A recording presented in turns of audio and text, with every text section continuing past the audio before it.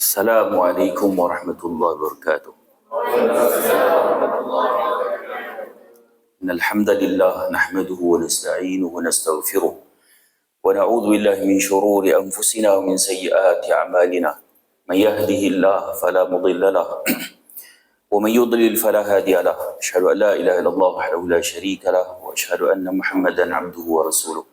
اللهم صل وسلم على النبي الكريم محمد وعلى آله وأصحابه ومن دعا بدعوته واستنى بسنته إلى يوم الدين. أما بعد. Bagi Tuan Pengurusi, Tuan Director, sebut Director sini. Tuan-tuan dan puan, mudah-mudahan kita semua dirahmati oleh Allah Subhanahu Wa Taala. So, masa kita tak panjang, jadi saya straight to the point lain. Bila saya dijemput isu Palestin ni, oleh kerana saya ada background tentera, mungkin ada orang yang mengharapkan untuk saya bercakap tentang bagaimana Hamas menyerang menggunakan paragliding, dan maka saya sebenarnya tak berniat untuk bercakap tentang perkara itu. Sebab kita ada perkara yang lebih besar untuk kita bercakap. Khususnya kita akan pergi ke akar umbi isu Palestin itu sendiri. Sebab kalau kita tidak memahami perkara akar umbi, so kita akan hangat-hangat teh ayam. Okey. Saya akan bercakap dari sudut 3 sisi pandang. Pertama, tentang kepentingan Palestin bagi umat Islam. Di sana berlakunya peristiwa Isra' dan Mi'raj. Yang kedua, Rasulullah SAW memerintahkan untuk ziarah Masjidil Aqsa. Kata Nabi, la tushaddu rihal illa thalathati masajid. Masjidil Haram, wa masjidi hadha, wa Masjidil Aqsa. Kata Nabi, tidak disuruh untuk bersungguh-sungguh. Maknanya kalau kita nak pergi buat ibadat, nak pergi cari masjid umpamanya, tak payah bersungguh-sungguh, melainkan 3 masjid je. Masjidil Haram, Masjid Nabi dan Masjidil Aqsa.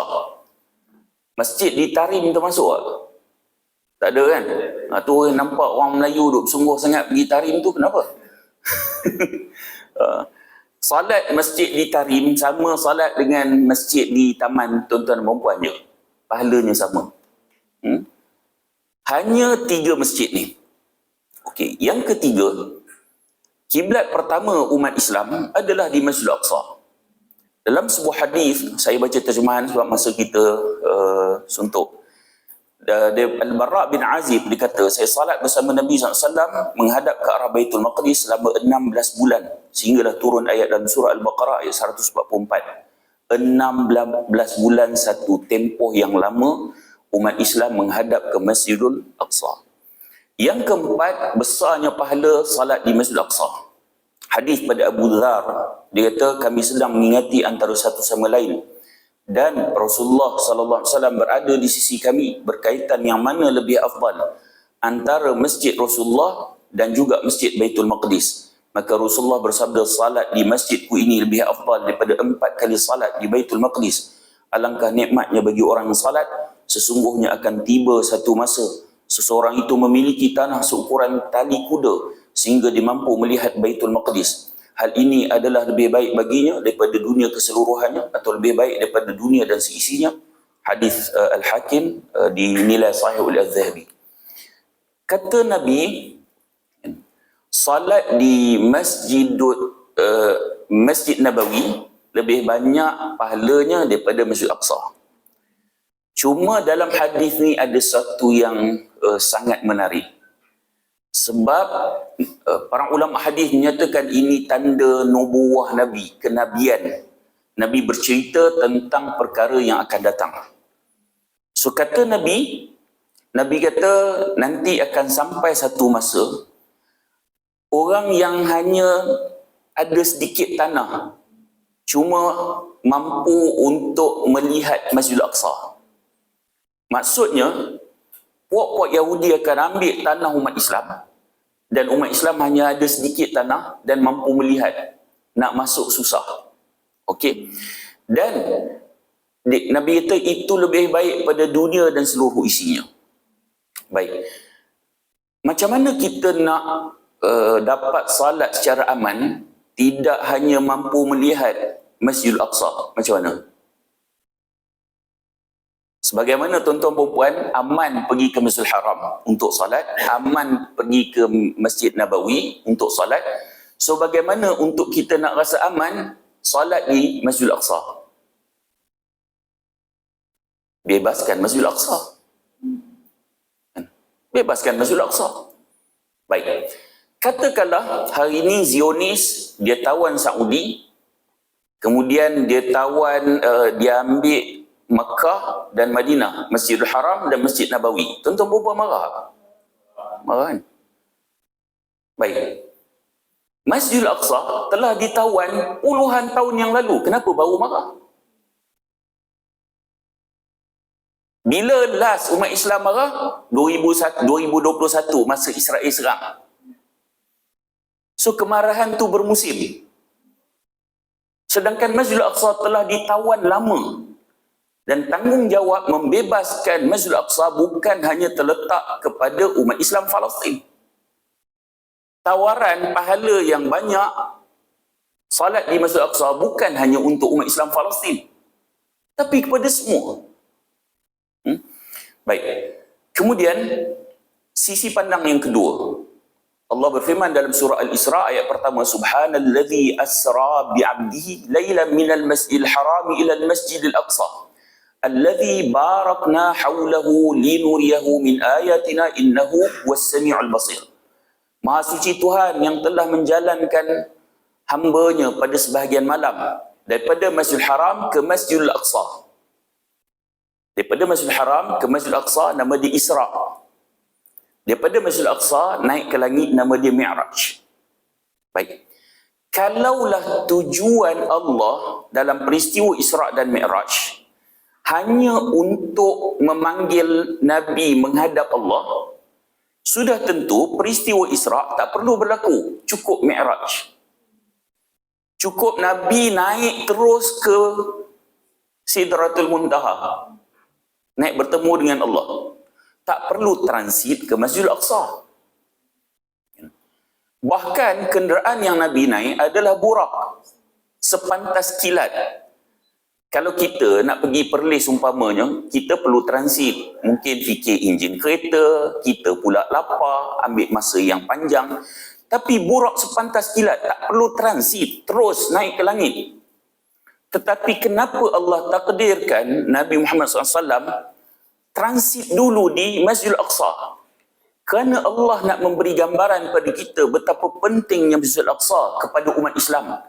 Selagi mana kita bertemu dengan ayat ini, kita membacanya, sampai hari kiamatlah kita perlu faham bahawa Masjidil Aqsa sangat penting bagi umat Islam. Baik. Kemudian, seterusnya, Allah bukan saja sebut Masjidil Aqsa, tapi Allah juga menyebut tentang persekitaran Masjidil Aqsa. Allazi barakna hawlahu, yang kami berkati bumi sekelilingnya. Maka para ulama bincang, yang kami berkati ni, bumi sekeliling, bumi mana? Nah, maka para ulama sebut bumi yang diberkati itu adalah bumi Syam. Syam ni, kalau negara sekarang, Palestin, Jordan, Lebanon, Syria, 4 buah negara. Tapi bumi Palestin itu sendiri sudah tentu bumi yang berkat. Maka para ulama sendiri bincang, keberkatan bumi itu dari sudut mana? Okey. Pertama, berkat pada kesuburan tanahnya. Sebab tu kalau kita baca watini wazaitun, kan? Buah tin dan buah zaitun sangatlah subur di Palestin. So minyak zaitun yang terbaik di dunia di Palestin. Kemudian para ulama menyebut juga dimensi keberkatan bumi Palestin itu sendiri ialah semua Nabi dan Rasul, kalaupun tidak mereka bermustautin di Palestin, mereka akan pernah ziarah bumi Palestin. Termasuk Nabi Muhammad SAW, Nabi tak bermustautin, tapi Nabi pernah ziarah ke bumi Palestin. Kemudian dimensi keberkatan yang ketiga ialah ramainya para ulama sama ada lahir dan tinggal di sana. Termasuk antara yang lahir di bumi Palestin adalah Muhammad bin Idris Asy-Syafi'i rahimahullah. Itu Imam Asy-Syafi'i. Lahir di bumi Gaza. Cuma bila Allah sebut tentang keberkatan bumi Palestin ni, Allah sebut dalam konteks pemerintahan para nabi dan rasul. Berkat dari sudut pemerintahan para nabi dan rasul. Ini menunjukkan Allah nak menyampaikan bahawa siadah pemerintahan para nabi dan rasul di bumi Palestin ini nak menunjukkan keberkatan dari sudut itu juga. Maknanya bumi Palestin ni dia ada kedaulatan dia. Kan? Mana-mana kuasa yang mengambil bumi Palestin, maka dia akan jadi kuasa yang besar. Tak kira sama ada di zaman umat Islam ataupun puak kufar yang mengambil bumi Palestin, realitinya mereka akan jadi kuasa yang besar. Zaman Sayyidina Umar radhiyallahu anhu, Sayyidina Umar yang mengambil bumi Palestin, Sayyidina Umar berjaya mengalahkan Rom dan Parsi. Dua kuasa besar dunia. Umpama mana-mana negara umat Islam sekarang ni berjaya mengalahkan Rusia dan Amerika. Dahsyatlah, hebatlah.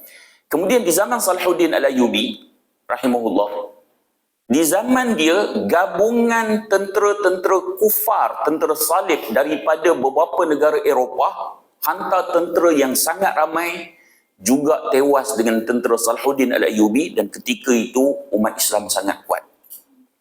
Baik. Jadi puak Yahudi ni mereka tahu tentang dimensi kedaulatan bumi Palestin. Siapa ambil dia jadi kuat. Tak kiralah dia orang bagi alasan apa, ada sinagog Nabi Sulaiman ke apa ke, itu alasan yang lain. Tapi mereka faham bahawa siapa ambil bumi Palestin, mereka jadi kuasa yang kuat. Agak-agak mereka tahu tak benda ni? Tahu.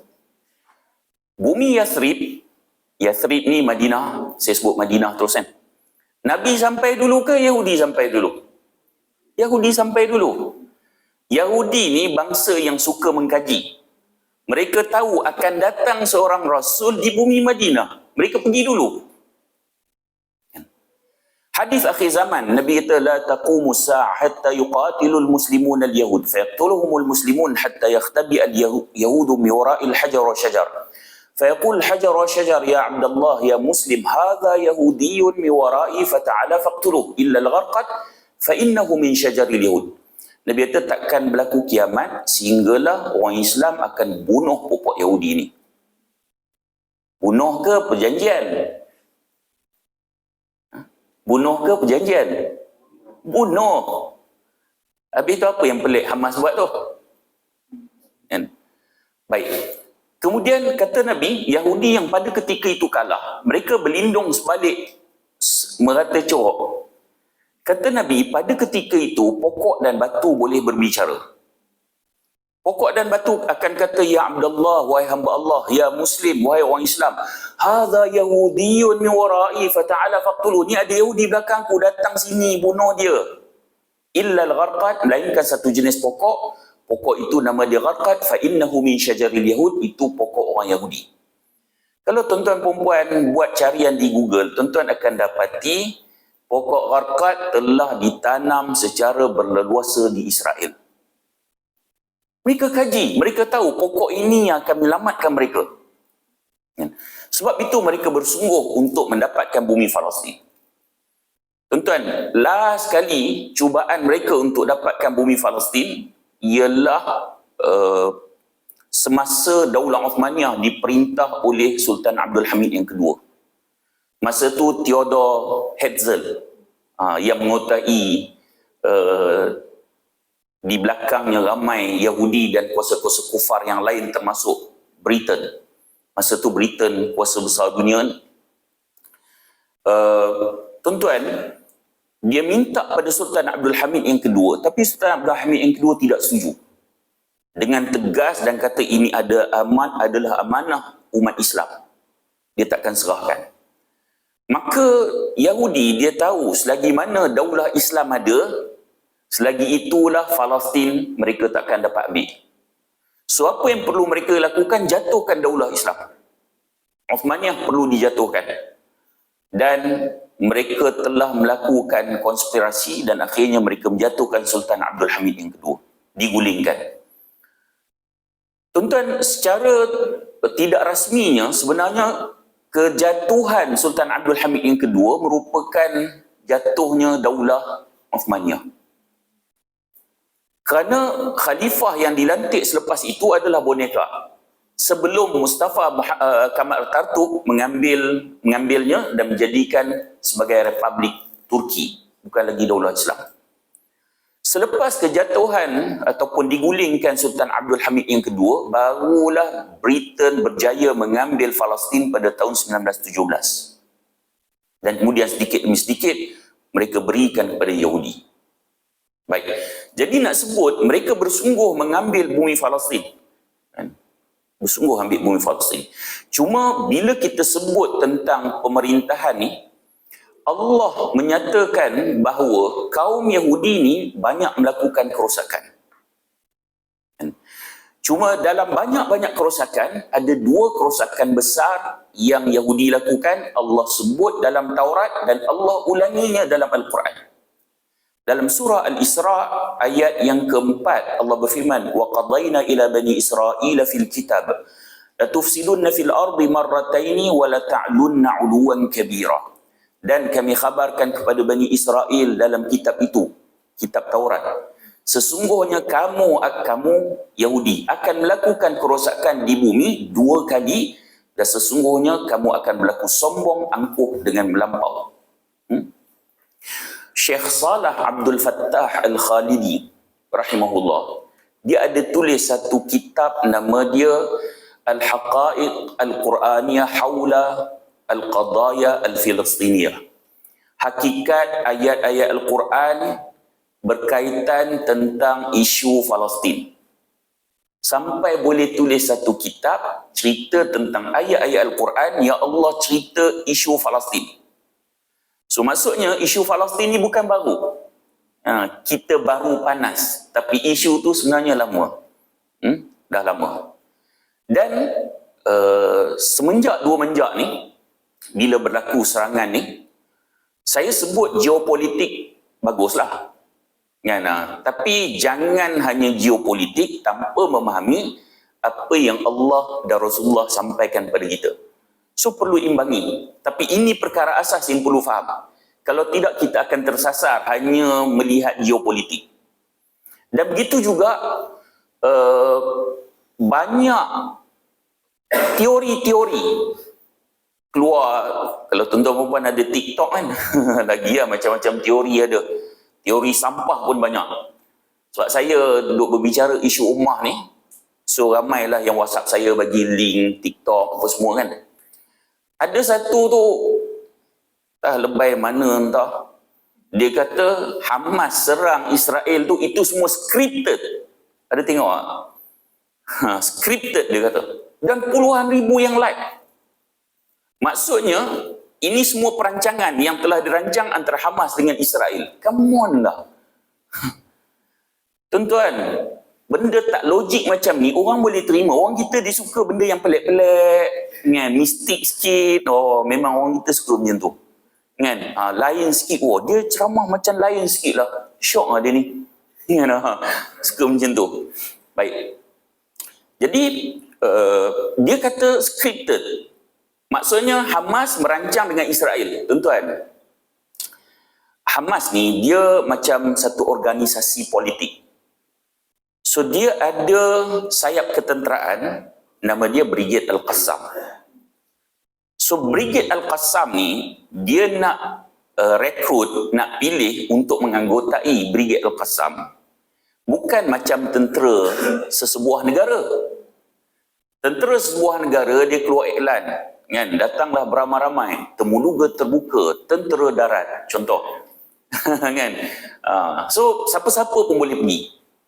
Hamas untuk dia nak rekrut Al-Qassam ni, dia kenal pasti daripada awal lagi.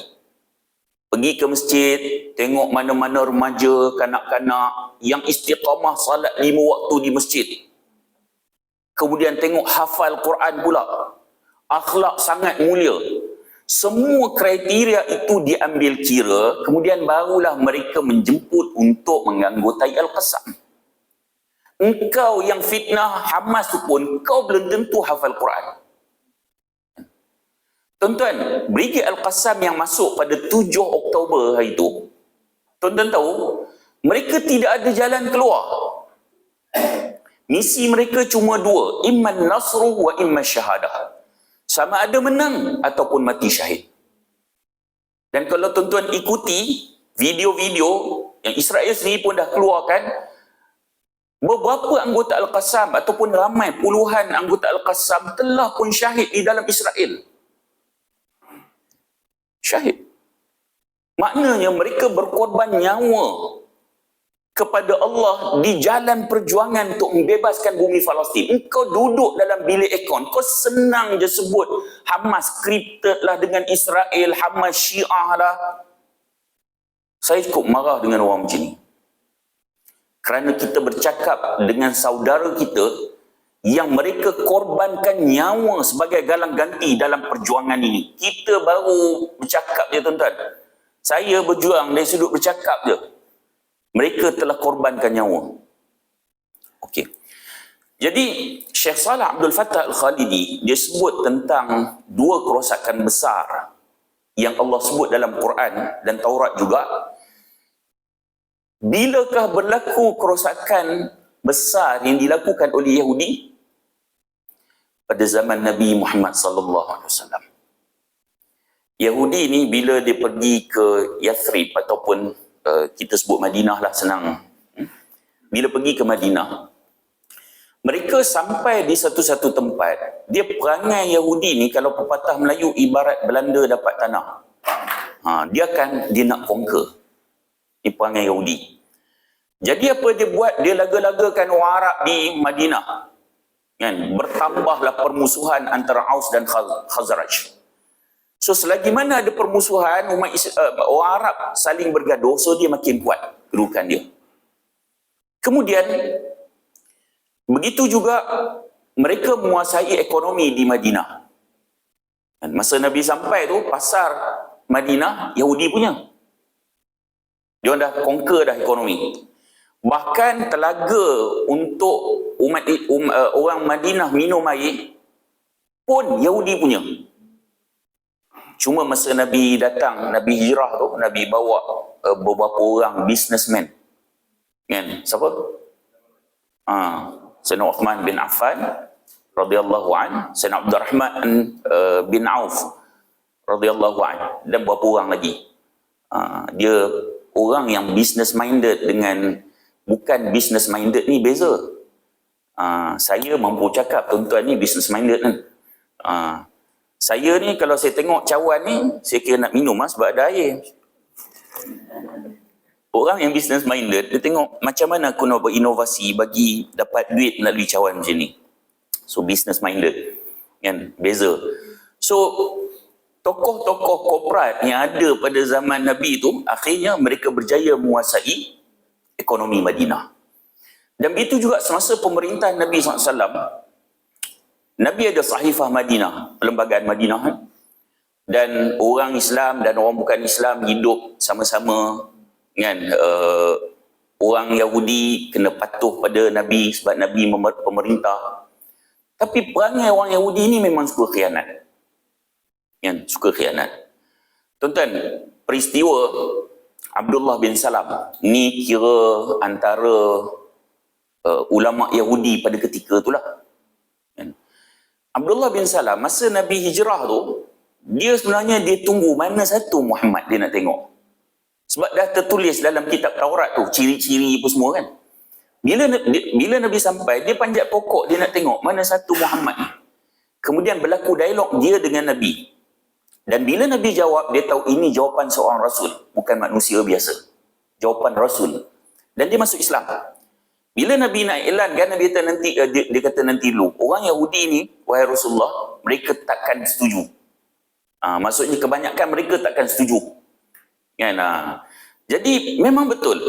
Nabi tanya tu orang Yahudi yang ada kat situ. Nabi kata, apa pandangan kamu terhadap Abdullah bin Salam ni? Dia orang tak tahu Abdullah bin Salam dah masuk Islam. Dia orang kata, inilah orang terbaik di kalangan kami daripada keturunan yang baik-baik. Kemudian Nabi panggil Abdullah bin Salam keluar, dia dah masuk Islam. Dia orang kata apa?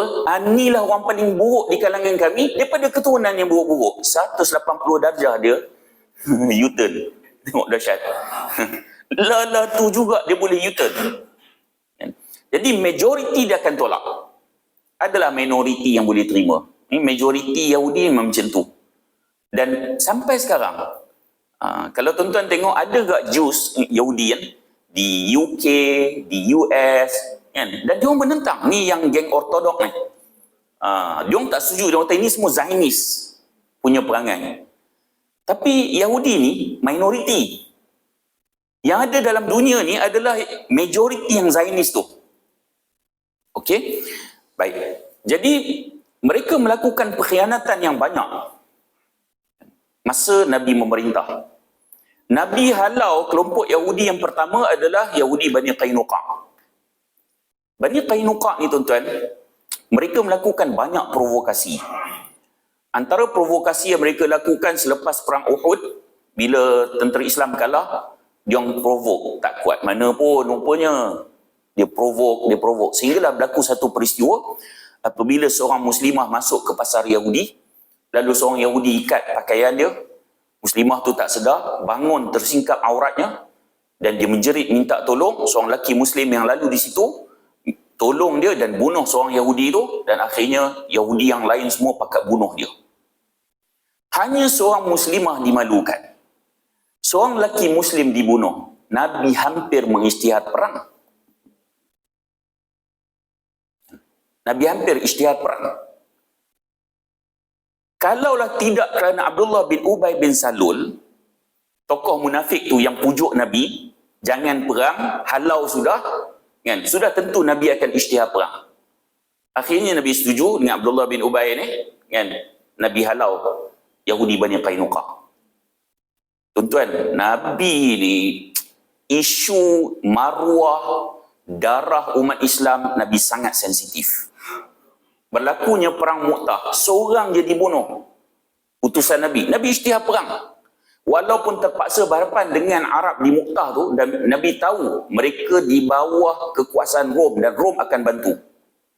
Tapi Nabi tegas, ini isu darah dan nyawa umat Islam. Tuan-tuan, agak-agak tuan-tuan perempuan, kalau berlaku apa yang berlaku sekarang, bukan di Palestin je, umat Islam di Syria kena bunuh, di Rohingya kena bunuh, agak-agak Nabi berdiam diri ke? Ke Nabi buat program Yahanana?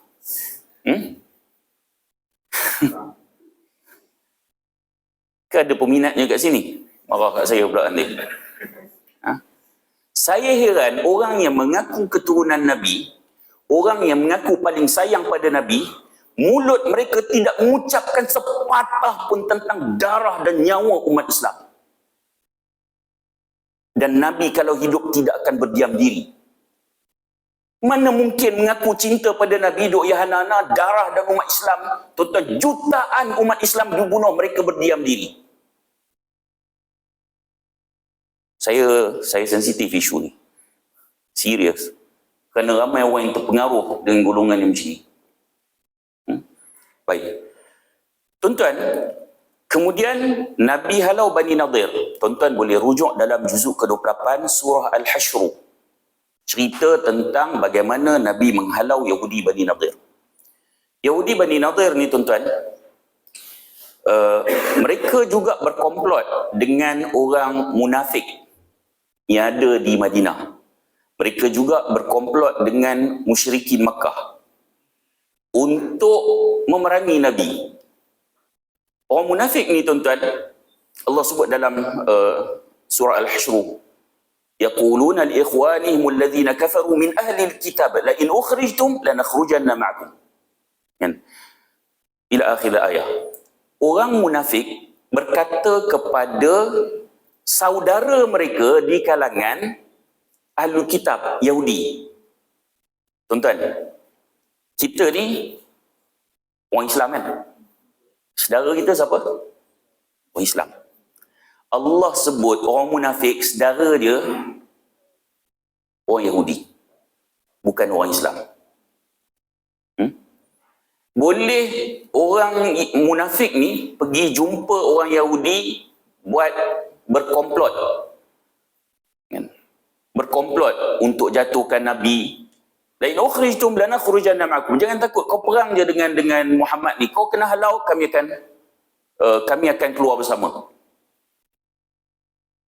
Kan? Kalau kamu diperangi, kami akan tolong kamu. So dalam isu-isu macam ni, dia ada 3 kelompok. Puak kufar, munafik, dan orang beriman. Sampai akhir zaman. Sampai akhir zaman. Apa-apa je isu, kita mesti ada stand, mesti ada pendirian tentang isu darah dan nyawa umat Islam. Mesti ada pendirian. Di sana akan ada 3 kelompok. Kan? Kelompok yang benar-benar beriman, macam sahabat-sahabat Nabi, pendirian mereka jelas. Ada kelompok kufar, yang tu dah tentu dah lah. Tapi ada satu lagi kelompok. Kan? Kita pun risaulah kalau tak peduli pun masuk dalam kelompok tu. Kan? Tentang darah dan nyawa umat Islam. Baik. Tapi apa yang berlaku tuan-tuan, di dalam isu Palestin itu sendiri, Mukhabarat Mesir, perisikan Mesir telah memberitahu kepada Mossad bahawa akan ada perisikan Israel, bahawa akan ada sesuatu yang besar akan berlaku di Gaza. Maksudnya, perisikan Mesir dah bagi tahu kepada Mossad. Jahat. Sebab tu saya kata Sisi itu sangat-sangat jahat. Yang menjatuhkan Dr. Morsi bukan sekadar Sisi, tuan-tuan. Tapi konspirasi ni puak kufar pada seluruh dunia. Sebab tu kalau tuan-tuan heran kan, kenapa Mesir tak buka pintu Rafah? Sedangkan itu sempadan dia. Tak ada kena-mena dengan Israel. Tak, dia kata Israel tak benarkan. Apa kena-mena? Tuan-tuan ingat masa Dr. Morsi menang dulu? Seawal kemenangannya, dia buka pintu Rafah untuk membantu umat Islam di Gaza. Sebab tu puak kufar sangat takut dengan keberadaan Dr. Morsi. Lalu konspirasi ini menjatuhkan Dr. Morsi itu bukan datang pada dalam saja. Yang dalam tu cuma mengambil tindakan, melaksanakan, tapi konspirasi itu sebenarnya datang pada luar. Termasuk pada puak Zionis ni. Dan kemudian Nabi halau. Mereka juga berkomplot, puak Bani Nadir, mereka juga berkomplot untuk membunuh Rasulullah, kemudian Nabi halau. Bani Nadir. Mereka hanya dibenarkan satu keluarga, satu unta, boleh bawa sebanyak mana barang, tapi satu unta dan tidak dibenarkan bawa senjata. Kemudian Nabi halau Bani Quraidah. Bani Quraidah ni lebih tragis lagi. Sebab masa perang Khandaq tu, bila Nabi gali parit mengelilingi Madinah tu, Nabi terpaksa berhadapan dengan musyrikin Mekah, tapi Bani Quraidah ada dalam Madinah yang berkomplot dengan musyrikin Mekah. Nyawa umat Islam sangat terancam pada ketika itu. Bila Nabi dengan para sahabat, tentera Islam duduk di barisan hadapan, kanak-kanak, wanita, semua ada di dalam. Kan? Bani Quraidah juga ada di dalam. Jadi selepas perang Khandaq habis, Nabi serahkan penghakiman kepada Sa'ad menjatuhkan hukuman mati kepada ramai Yahudi yang terlibat berkomplot. Bani Quraidah, ramai yang dibunuh. Okey. Pada zaman Nabi, masa Nabi wafat tu, masih ada saki-baki sedikit lagi Yahudi. Kemudian pada zaman Sayyidina Umar suruh Yahudi semua keluar. Kerana Nabi pesan di Madinah tidak ada dua agama. Okey. Kemudian tuan-tuan, berakhirlah kejahatan Yahudi kali pertama. Allah sebut apa? فَإِذَا جَاءَ وَعْدُ أُولَاهُمَا بَعَثْنَا عَلَيْكُمْ عِبَادًا لَنَا أُولِي بَأْسٍ شَدِيدٍ فَجَاسُوا خِلَالَ الدِّيَارِ وَكَانَ وَعْدًا مَفْعُولًا. Maka apabila sampai masa janji membalas kederhakaan kamu, kederhakaan siapa? Yahudi. Kali yang pertama, dari dua kederhakaan itu, kami datangkan kepada kamu hamba-hamba kami yang kuat, gagah dan amat ganas serangannya. Lalu mereka menjelajah di segala ceruk rantau, membunuh dan membinasakan kamu. Dan sebenarnya peristiwa itu adalah satu janji yang tetap berlaku. Okey, tuan-tuan tengok. Ni Allah cerita bagaimana Allah nak musnahkan kejahatan Yahudi kali pertama. Okey? Macam mana Allah nak musnahkan? Pertama sekali Allah kata, ba'athna alaikum ibadan lana. Kami utuskan kepada kamu hamba-hamba kami. Penggunaan perkataan ibadan, hamba. Kalau tuan-tuan tengok dalam surah Isra ayat pertama, subhanalladzi asra bi'abdihi. Maha suci itulah Tuhan yang telah menjalankan hambanya. Siapa hamba tu? Rasulullah. So maksudnya title hamba Allah tu title yang mulia. Dan kalau untuk orang kafir, orang tak beriman, abid. Tapi orang Islam, orang beriman, Nabi Allah sebut hamba, abd. Kemudian kalau orang beriman yang lain, ibadan. Maksudnya title hamba Allah tu mulia. Tapi kita tak anggap pun title tu mulia. Kan? Kita lah kalau macam contoh masjid nak buat tajaan berbuka puasa. Yang bagi senarai nama, yang tulis kat papan tu, papan putih tu kan, whiteboard tu. Ali kedai 3,000. Kan? Leha karipap simpang. Kan, jual karipap kat simpang 2,000. Hamba Allah 3 ringgit. Dia pun malu nak letak. Patut yang 3,000 tu lah hamba Allah. Lekehnya. Hamba Allah 3 ringgit. Title hamba Allah tu title yang mulia. Okey? Baik. Jadi Allah bukan sahaja datangkan hamba yang beriman, tapi dalam ayat ni Allah sebut hamba-hamba ini kuat, gagah dan dahsyat serangannya. Lalu menjelajah segala ceruk rantau, yakni membunuh dan binasakan kamu. Dan Allah sebut ini adalah satu janji yang tetap berlaku. So Allah nak hancurkan kejahatan Yahudi kali pertama. Allah sebut dengan perjanjian ke bunuh, perang? Perang. Bukan perjanjian. Allah datangkan hamba, tak cukup hamba yang saleh, tapi mereka kuat, gagah dan dahsyat serangan. Okey. Kemudian, maksudnya kejahatan kali pertama tu dia ada expiry date dia dan telah pun tamat. Bilakah berlaku pusingan kejahatan kali kedua? Kata Syekh Salah Abdul Fattah Al-Khadidi, kita hidup pada zaman Yahudi melakukan kejahatan besar kali kedua. Baik. Tuan-tuan, Allah berfirman, ثُمَّ رَدَدْنَا لَكُمُ الْكَرَّةَ عَلَيْهِمْ وَأَمْدَدْنَاكُمْ بِأَمْوَالٍ وَبَنِينَ وَجَعَلْنَاكُمْ أَكْثَرَ نَفِيرًا. Kemudian kami kembalikan kepada kamu kekuasaan. Kamu tu Yahudi. Allah bagi balik kuasa yang dulu mereka kalah pada umat Islam.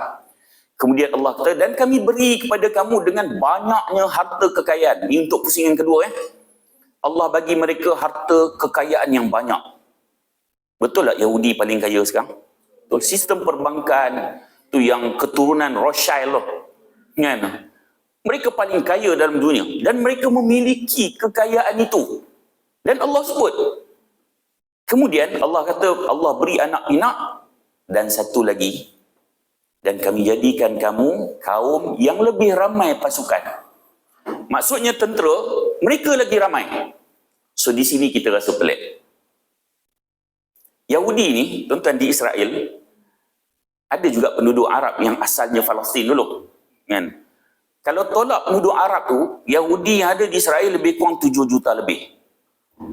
So bila Allah kata, kami jadikan kaum lebih ramai pasukan, kamu kaum yang lebih ramai pasukan, tentera lebih ramai.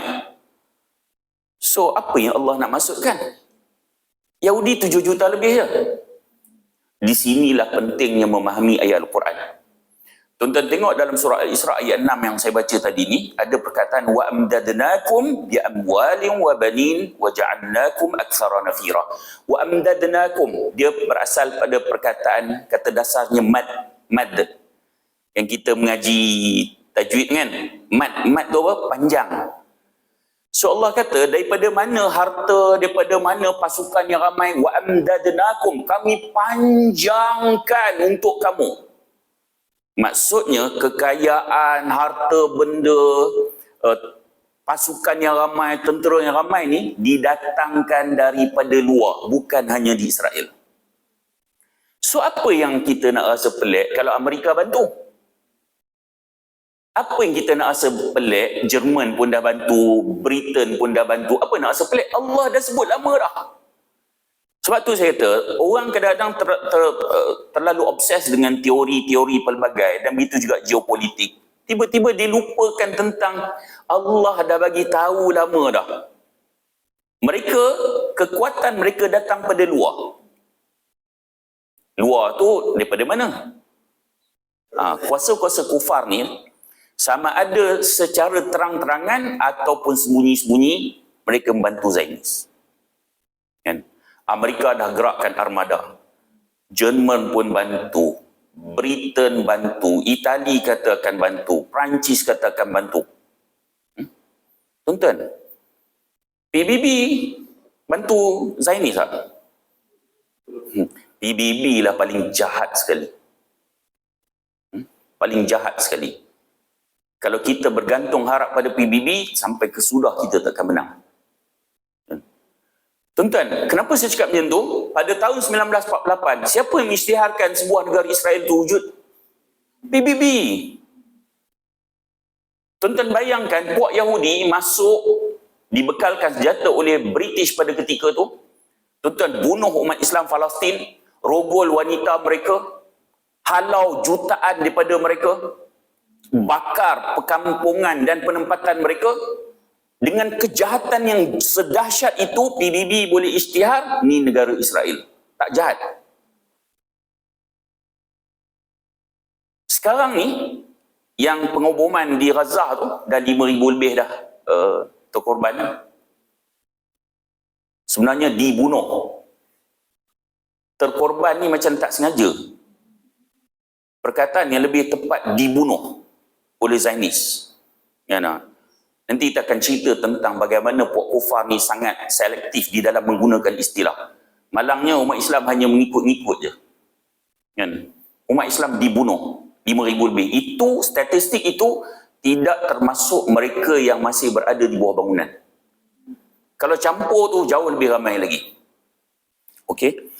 Dan tuan-tuan, bila kita sebut tentang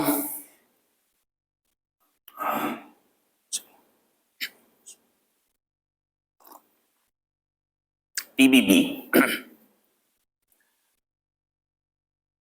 bila umat Islam dah 5,000 lebih dibunuh, apa yang mereka buat?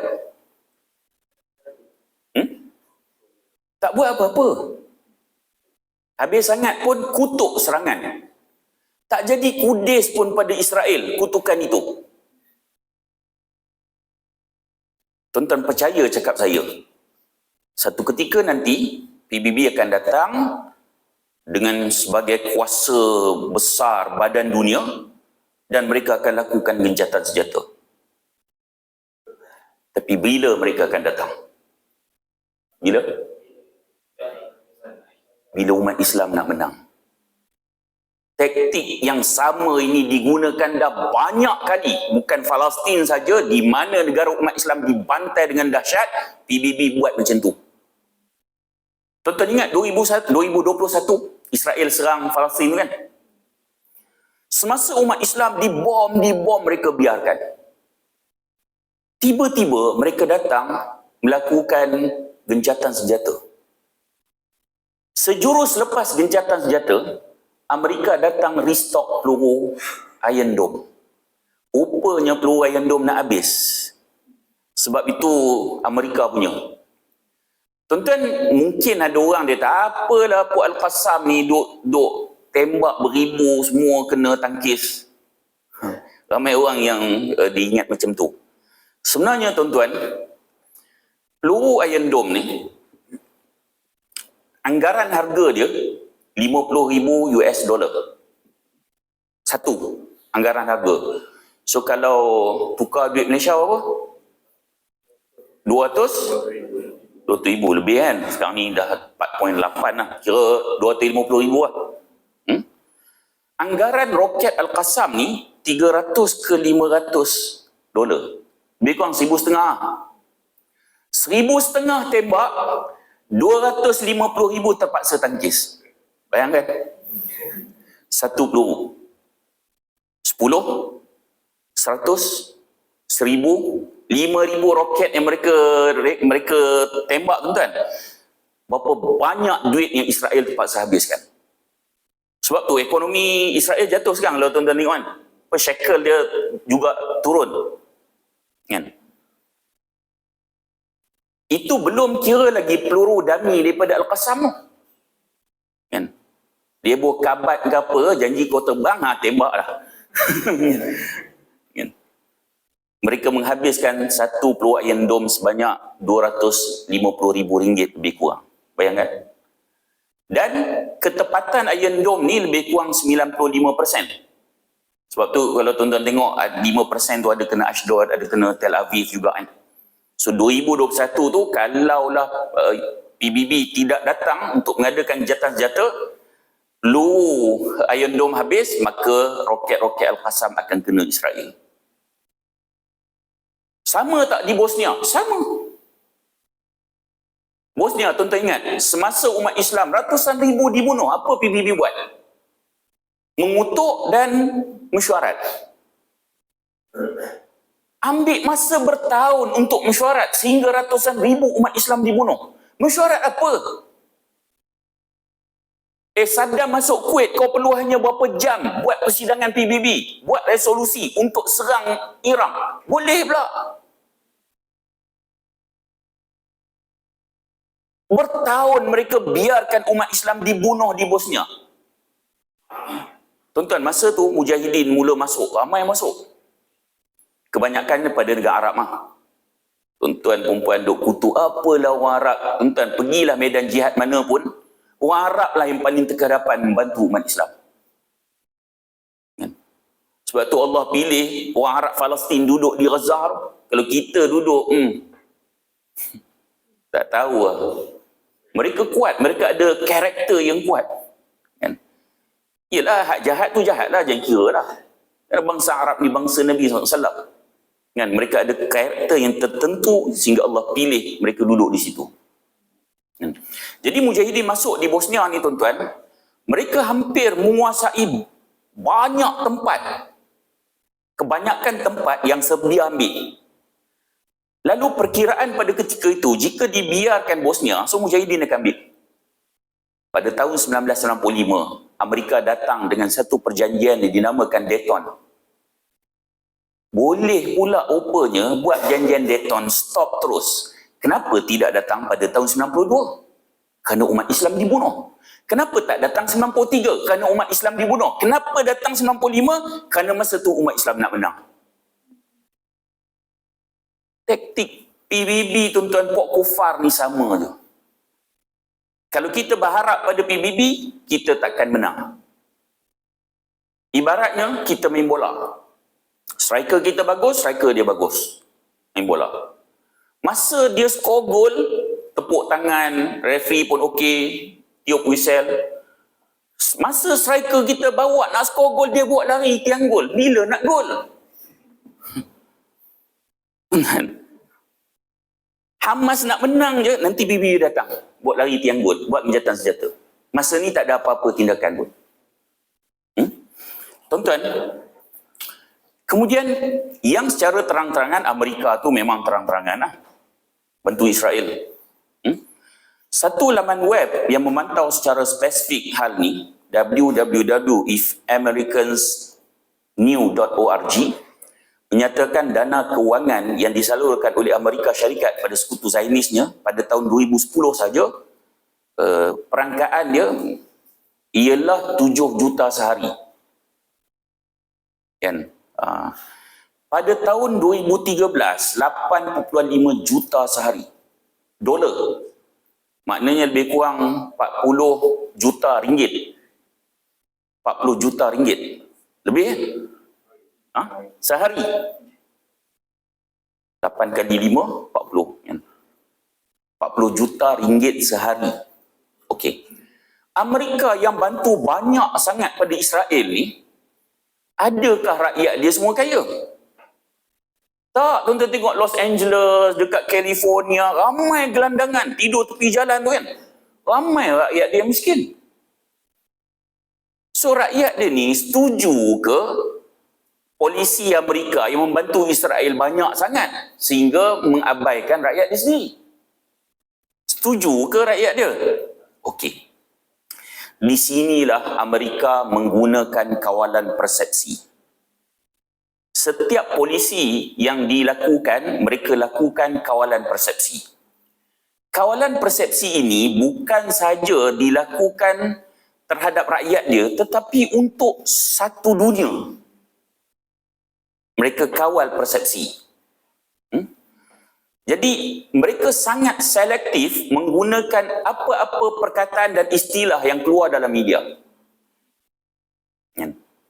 Sebab itu, dalam media yang banyak boleh dilihat sebagai sedikit, yang sedikit boleh dilihat sebagai banyak.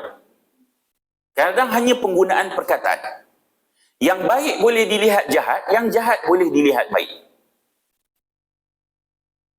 Yang baik boleh dilihat sebagai pengganas, yang pengganas benar boleh dilihat baik. Media. Sebab tu kalau tuan-tuan perasan, kalau berlaku pembunuhan di barat, kalau yang bunuh tu umat Islam, bunuh seorang dia akan keluar apa? Islamic terrorist. Akan dikaitkan dengan agamanya. Di Amerika, banyak berlaku pembunuhan di sekolah-sekolah. Tembakan di sekolah kan, serangan di sekolah. Berbelas mati budak-budak, 20 mati. Dan tidak ada seorang pun umat Islam yang pelakunya. Semuanya Kristian. Tapi berita tak pernah kaitkan serangan itu dengan agama pelaku. Habis sangat dia akan keluar a gunman, seorang lelaki bersenjata. So bagaimana persepsi masyarakat dunia bila seorang dibunuh, yang membunuh tu umat Islam, Islamic terrorist? Aku dah kata dah, jahat Islam ni, agama pengganas. Ni berpuluh budak-budak mati tidak dikaitkan dengan agama. Orang takkan bincang agama dia. Kan? Orang bincang ni ada kad OKU kot ni, kad gila kot. Kan? Orang bincang macam tu.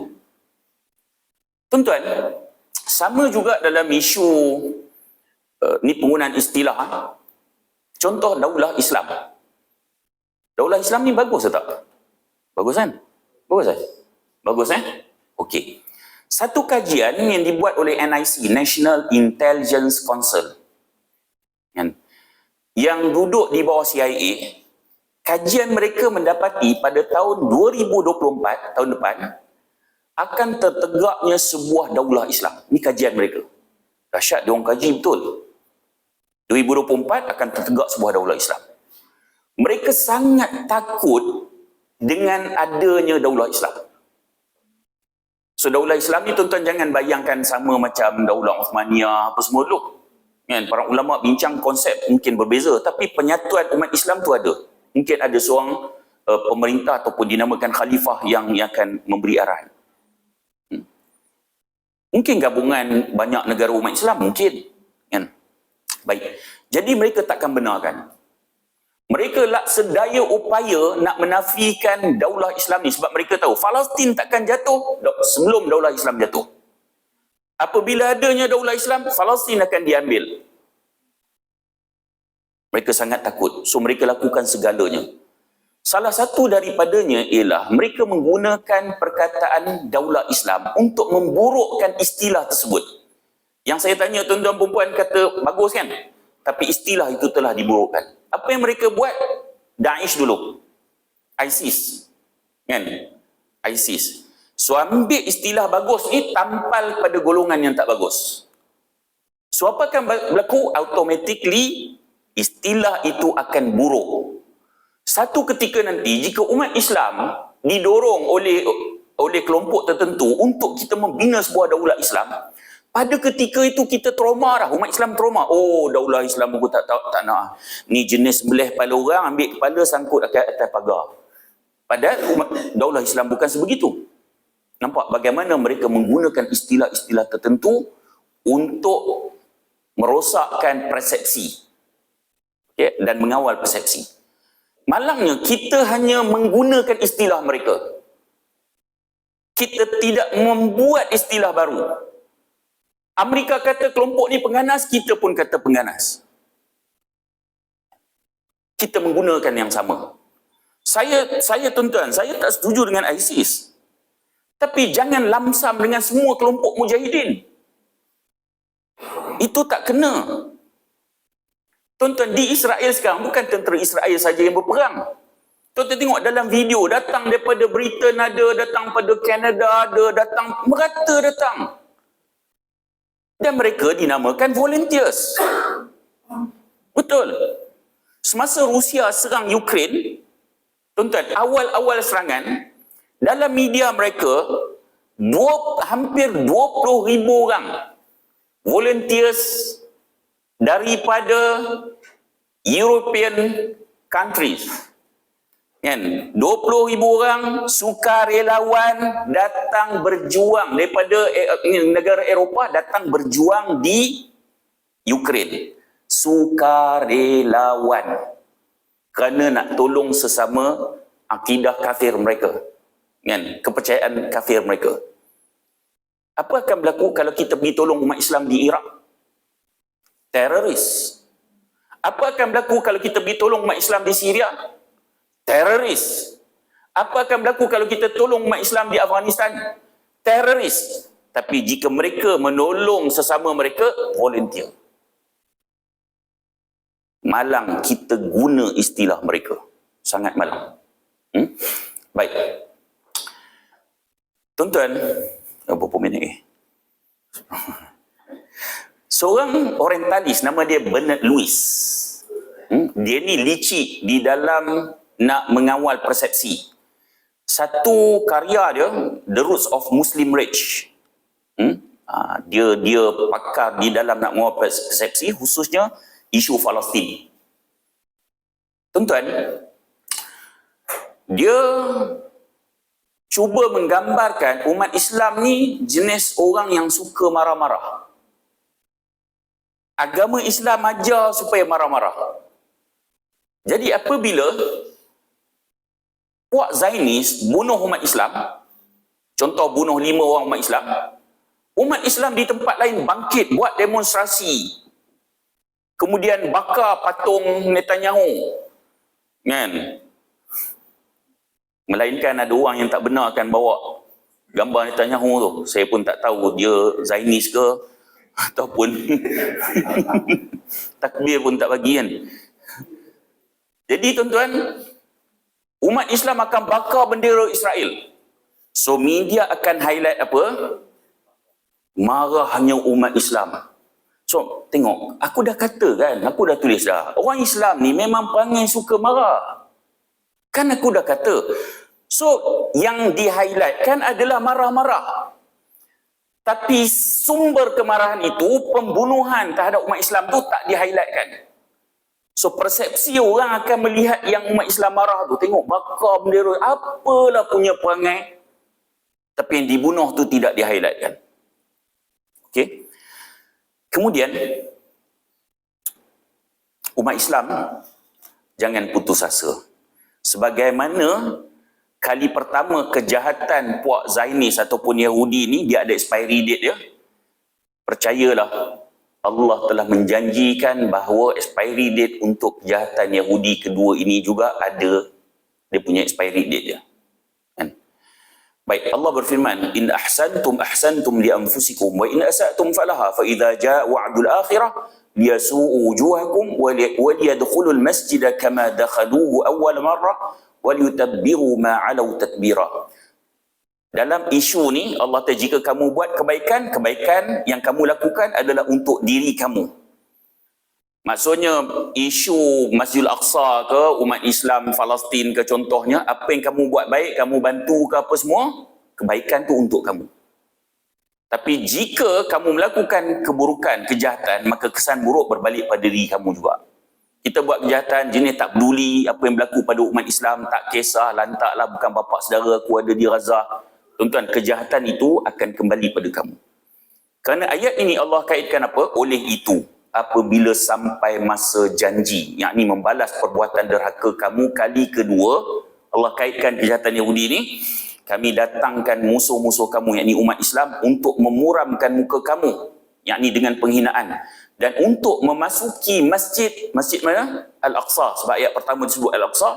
Sebagaimana mereka telah memasukinya pada kali yang pertama. Dan untuk menghancurkan apa saja yang mereka telah kuasai dengan sehancur-hancurnya.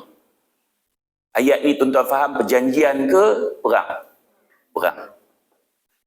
So Hamas memahami ayat Al-Quran. Sekadar perjanjian takkan jadi apa-apa. Takkan jadi apa-apa. Ya. Kalau tuan-tuan tengok perjanjian tu, tengok peta Palestin 1947, sampai sekarang makin kurang semua melalui perjanjian. Kan? Bahkan ada satu perjanjian masa Donald Trump jadi Presiden Amerika tu, dia ada buat satu perjanjian Deal of the Century. Kan? Perjanjian ni dulu two-state solution. Ada negara Israel, ada negara Palestin. Dan deal of the century ni, dia one state solution je. Israel je.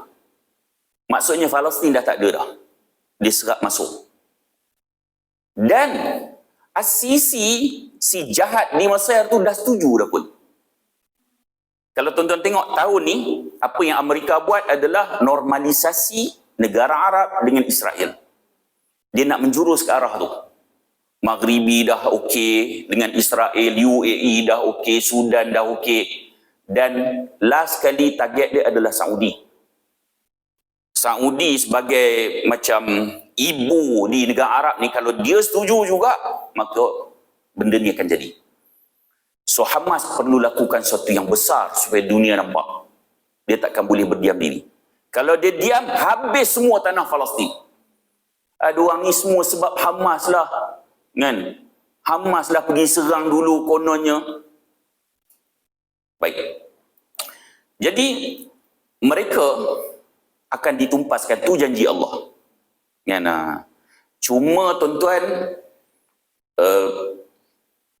ada, kita nak kena buat apa? Kan? Saya masuk juga dalam TikTok ni, saya buat juga akaun. Sebab dulu tengok, bukan saya tengok lah. Dia orang duk cerita budak-budak Melayu duk bergelek dalam TikTok kan.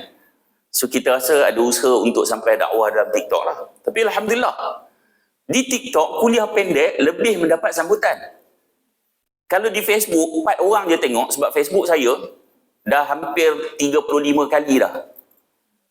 Dan Facebook baru, sebab Facebook ni dia suka ban. Ya, isu-isu rumah ni memang senang dia ban. Kan? Jadi saya punya akaun tu dia macam dia hide. Kecuali orang buka nama saya baru nampak. Jadi kalau saya letak kuliah pendek ni 4 orang tengok, 5 orang setengah yang tengok kan. Tapi di TikTok tuan-tuan banyak, ramai orang tengok. Alhamdulillah. Cuma dalam isu rumah ni, sebab saya banyak cakap isu Syria umpamanya, kan cakap Ustaz kita tak boleh buat apa lah, kita tunggu Imam Mahdi je. Tuan-tuan bayangkan, Israel serang umat Islam di Palestin, Amerika telah menggerakkan armada untuk membantu. Britain telah membantu, Jerman membantu, Perancis kata bantu, Itali pun kata bantu, umat Islam menunggu. Mereka membantu, kita menunggu. Apa hal dengan kau ni? Allah takkan tanya ketika hidup dulu, kau tunggu ke tak Imam Mahdi? Allah akan tanya apabila umat Islam dizalimi, apa yang telah kamu lakukan? Kalau besar seseorang itu, maka besarlah tanggungjawab dia. Kalau kecil seseorang itu, kecillah dia punya tanggungjawab. Tapi Allah akan nilai kemampuan kita membantu umat Islam dizalimi. Okey. Cuma tengok masa. Kemenangan ni dia ada kriteria dia. Kan? Allah takkan bagi kemenangan percuma. Sebagaimana umat Islam berjaya ambil Palestin pada zaman Sayyidina Umar, tengok kriteria tentera Islam pada ketika tu. Orang Islam pada ketika tu macam mana? Zaman Salahuddin Al-Ayyubi, umat Islam pada ketika tu macam mana? Barulah Palestin boleh ambil. So kita tengok umat Islam sekarang macam mana. Lalu Allah kata, asa rabbukum an yarhamakum wa in udtum udna wa ja'alna jahannama lil kafirin hasira. Mudah-mudahan Tuhan kamu akan mengasihani kamu. Yakni kalau kamu bertaubat. Dan jika kamu kembali, maka kami pula akan kembali. Dan kami telah jadikan neraka penjara bagi orang kafir. So, isu seperti isu Palestin ni sebenarnya mengajak umat Islam untuk kembali pada Islam. Untuk membentuk kriteria ummah yang mampu membebaskan Masjidil Aqsa. Selagi mana kriteria itu tidak dipenuhi, maka Masjidil Aqsa tidak akan dapat dibebaskan. So, tanggungjawab itu bukan sahaja ada di bahu umat Islam Palestin, tapi di atas bahu kita juga. Baik, sisi pandang yang ketiga. Boleh masa lebih sikit ke? Boleh ya? Nasib baik. Okey tu. Pukul 12 ke? Dah ada sikit lagi. Sebenarnya, kita berjuang isu Palestin ni sebab apa? Sebab apa? Akidah. Okey. Adakah kita berjuang isu Palestin ni kerana Masjidil Aqsa? Kalau kita berjuang isu Palestin ni kerana Masjidil Aqsa, tuan-tuan, Masjidil Aqsa telah ditawan lama dah. Kenapa tak panas pun? Kenapa tak buat profil Facebook Save Gaza, dalam TikTok pakai mask Palestin, kan, lagu Tufuleh tu? Kenapa? Masjidil Aqsa kan lama dah kena. Kenapa baru panas? Bahkan umat Islam di Palestin, tuan-tuan, umat Islam di Palestin, dia Masjidil Aqsa tu dia bukan di Gaza, dia di tebing barat. Kan? West Bank. Dia memisahkan antara Gaza dengan tebing barat tu 80 km jarak dia. So mereka dihalang. Dan yang mengancam pencerobohan Masjidil Aqsa tu bukan PA, Palestine Authority yang bawah Mahmud Abbas tu, bukan. Tapi Hamas yang ada di Gaza, yang tak ada Masjidil Aqsa dalam tu. Sebab PA ni tali barut puak Yahudi ni juga, puak Zionis ni. Umat Islam di tebing barat tu, mereka bukan saja terpaksa berhadapan dengan tentera Zionis, mereka juga terpaksa berhadapan dengan tentera dan polis PA ni, bawah Mahmud Abbas.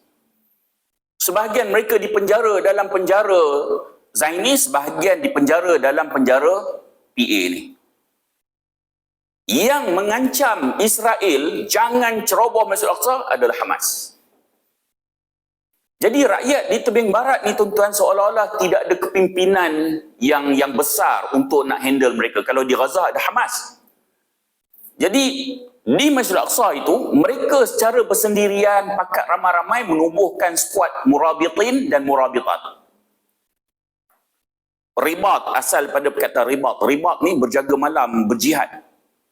Asalnya 20 murabitin lelaki, 20 perempuan yang bergilir-gilir 24 jam menjaga Masjidil Haram daripada pencerobohan puak Zionis. Ada sebahagian mereka dibunuh, ada sebahagian mereka ditangkap, dipenjarakan.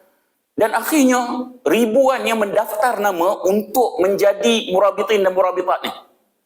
Mereka sanggup menjadi galang ganti, nyawa mereka menjadi galang ganti untuk mempertahankan Masjidil Aqsa. Sejak tahun 2000 lagi. Di mana kita? Kenapa baru panas ya? Mereka telah meletakkan nyawa sebagai galang ganti untuk mempertahankan Masjidil Aqsa. So maksudnya kita berjuang bukan kerana Masjidil Aqsa. Okey. Adakah kita berjuang kerana mereka bunuh umat Islam? Kita berjuang kerana mereka bunuh umat Islam ke? Okey, kalau kerana bunuh umat Islam, tuan-tuan, mereka telah bunuh ramai daripada dulu lagi. Bahkan untuk tahun ini saja, sebelum berlaku peristiwa 7 Oktober tu, di tebing barat saja, untuk tahun ini, hampir 250 orang telah Zionis bunuh. Ribuan di penjara, sebahagiannya tak tahu salah apa pun. Tahun ni saja, hampir 250 orang dibunuh di tebing barat. Kenapa tak panas? Maksudnya, kita berjuang bukan kerana umat Islam dibunuh. Okey. Adakah kita berjuang kerana Yahudi rampas tanah umat Islam? Kalau kita berjuang kerana Yahudi rampas tanah umat Islam, benda ni berlaku puluhan tahun dah. Wah, di Gaza mereka dah tak diambil dah pack dah. Tuan-tuan, di tebing barat masih diambil lagi. Yang latest tu, apabila Yahudi daripada Rusia, Yahudi daripada Ukraine, bila berlaku perang tu, puak-puak penakut ni lari pergi ke Israel. Untuk nak beri tanah pada mereka, Zionis ni, kerajaan Zionis tuan-tuan, negara haram Zionis ni, mengambil tanah umat Islam Palestin untuk diberikan pada puak Yahudi ni. Masih diambil lagi. Kenapa tak panas? Maksudnya kita berjuang bukan kerana ambil tanah. So atas dasar apa sebenarnya? Saya bagi analogi. Bagi mudah faham. Rumah tuan-tuan, perompak masuk. Kemudian bunuh sebahagian ahli keluarga, tuan-tuan perempuan. Rogol sebahagian ahli keluarga, tuan-tuan perempuan. Halau sebahagian ahli keluarga, tuan-tuan perempuan. Dan dia tinggal 3 orang. Dia kata, korang 3 orang boleh duduk dalam rumah ni, tapi duduk dalam store. Tandas pun ada dalam store, dan kami akan dinding duduk dalam store, tak boleh keluar mana. Kalau kita dengan 2 orang anak kita tu, kan, marah pecahkan dinding, lawan perompak yang ambil tanah kita tu, rumah kita tu, salah tak kita? Tak salah. Tu rumah kita. Tu rumah kita. Itulah yang berlaku di Palestin. Tak ada istilah Hamas pergi serang ke apa ke. Pandai pula kita tengok mat kilau buat serang hendak tentera British. Oh, bagus. Bila Hamas buat tak bagus pula. Kita nak kena atas kepala kita baru kita faham. Analogi yang kedua, yang ni lebih penting lagi. Semua sini kahwin lah. Ada anak belaka kan? Saya nak tahu perasaan orang ada anak tu. Anak saya tak ramai, baru 15 orang. Alhamdulillah.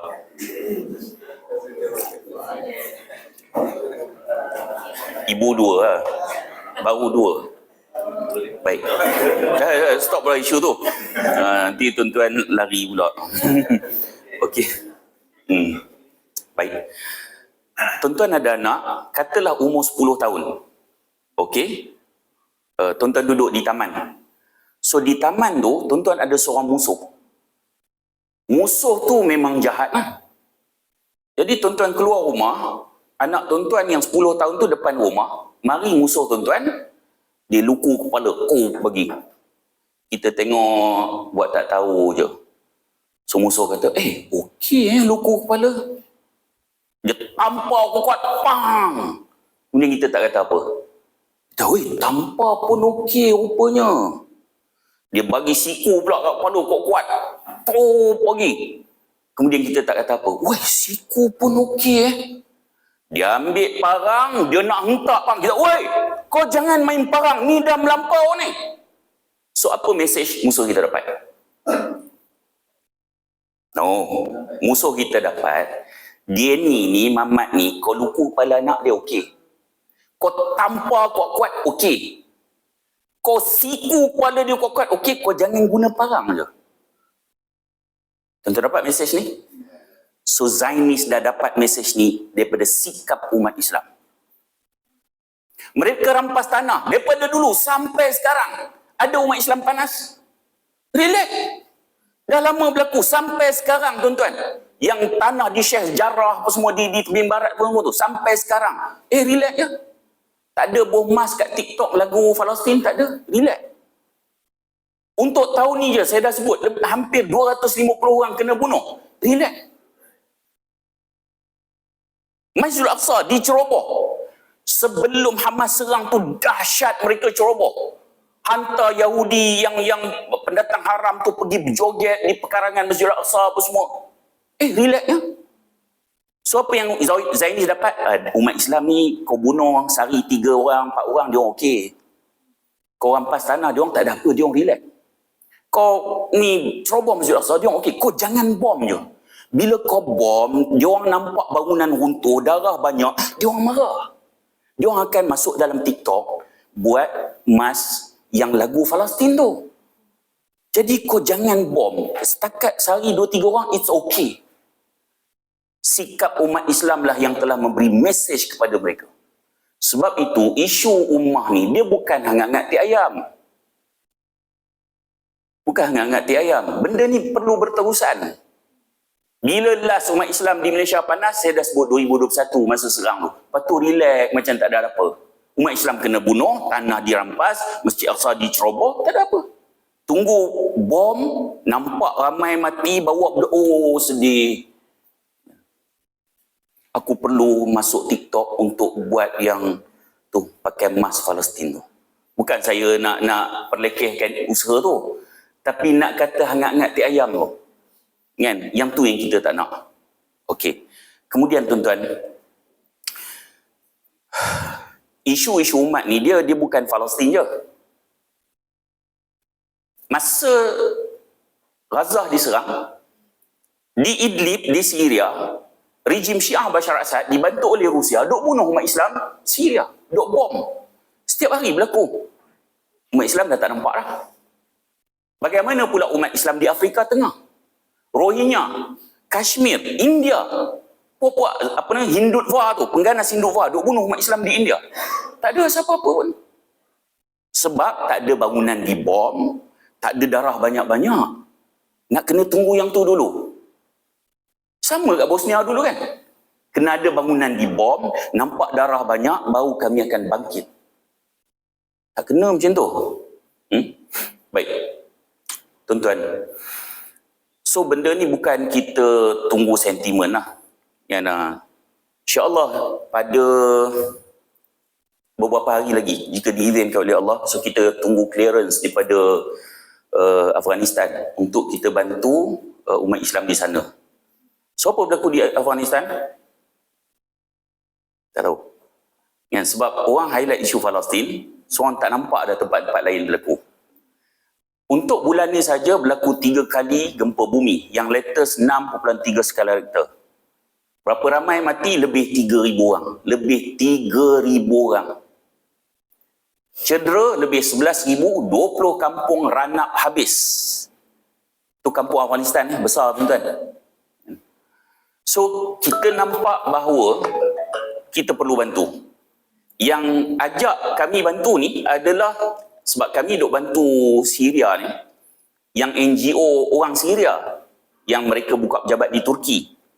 So dia yang selalu duk bantu dia punya bangsa dia, ajak jom kita bantu Afghanistan, mereka sangat memerlukan. Tentu boleh bayangkan. Sedangkan mereka sangat sukar. Sebab mereka, isu-isu ummah ni bukan hangat-hangat ti ayam. So mereka menilai situasi mana yang lebih memerlukan. Jadi, apabila berlaku isu Palestin ni, orang akan nampak Palestin je.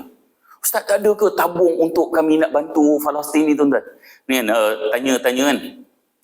Tuan-tuan percaya isu Palestin ni, baguslah tuan-tuan nak infak. Sangat mulia. Cuma untuk setakat ini, sampai setakat ini, sekarang ni, apa yang berlaku ni, buka je pintu Rafah tak sempat kat kita, tuan-tuan. Turki dulu, Qatar dulu, Kuwait dulu. Dia orang lebih ni lagi. Kan? Jadi apa yang berlaku pada umat Islam tempat lain? Tak dapat apa-apa. Kesian. Kan? Kesian. Saya tengok video yang orang Afghanistan yang tidur keluarga, tidur tepi jalan sebab rumah dah runtuh habis apa semua. Kan? So kita dana pun tak banyak. Kita hanya mampu untuk mengembirakan sedikit daripada mereka. Jadi kita sangat berharap untuk tuan-tuan dapatlah infakkan, kita akan pergi tak berapa lama lagi. Dan kita ni bukan one off. Untuk isu Syria kita dah lebih kurang 12 tahun, hampir 12 tahun dah. Dan benda ni berterusan. Musim sejuk, Ramadan kan. Tuan-tuan boleh berterusan, ada pamphlet dan ada tabung, tuan-tuan ambil, bolehlah gaji ke apa kan, bagilah sikit. Sekurang-kurangnya kita ada jawapan depan Allah. Kan? Dulu umat Islam dizalimi, kau buat apa? Saya buat pakai face mask dalam TikTok. Tu je ke jawapan? Kan? Jadi sekurang-kurangnya adalah bekalan jawapan di depan Allah esok. Dan tuan-tuan, kalau nak siapa yang bayar income tax, so kita juga ada resit pensyuaran cukai. Kita ada usaha-sama dengan yayasan. Tapi kalau tuan-tuan bayar zakat untuk nak kecualikan cukai, so kita juga ada kerjasama dengan zakat sebuah negeri. So tuan-tuan boleh WhatsApp saya kan, tuan-tuan kita boleh bincangkan perkara tersebut. Kan, kok mana pun kalau tuan-tuan tak lebihkan 1 sen pun, tuan-tuan hanya perlu keluar yang memang tuan-tuan kena bayar je. Itu saja. Kan, daripada bayar cukai tu, baik bayar zakat contoh kan. Pada bayar zakat tu, daripada kosong je, baiklah melalui kami. Sekurang-kurangnya hak zakat negeri tu pun dapat, so kami pun akan dapat manfaat untuk kami uruskan. So isu yang ada NGO yang ada isu belakang kan, tuan-tuan jangan risau.